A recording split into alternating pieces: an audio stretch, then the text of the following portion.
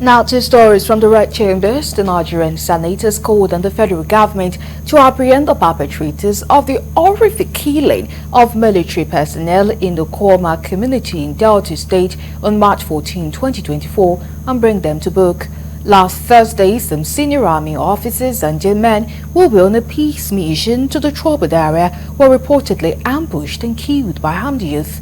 The Upper Legislative Chamber equally called for recruitment of more policemen so that the military will not be dragged into civil matters. Correspondent Koliojo reports that these were some of the resolutions reached on Tuesday's plenary after a brief debate on two motions by Senators Abdulaziz Yadadua and Ede Dafion. They were not only killed, but their bodies were also decapitated. The unfortunate incident occurred when the troops responded to a distress call after the communal crisis between the Okwama and Okoloba communities, both in Delta State. It recognizes that the tragic incident involving the attack on military personnel from the 181 Amphibious Battalion during a peace mission to Okwama community in Delta State underscores the urgent need for justice and accountability without resorting to retribution. Lawmakers further described the act as provocative, saying that the incident presents danger for the innocent indigenes of the communities in the region.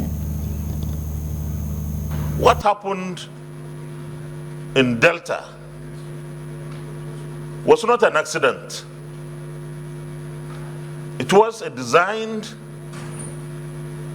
and well-orchestrated effort to kill our military men. And it was done in a very barbaric way, very bestial.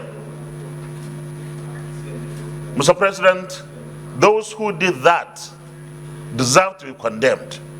Other colleagues, and I think everyone in this Senate and across our country in condemning the very sad and dastardly act that was committed against officers and men of our country's military.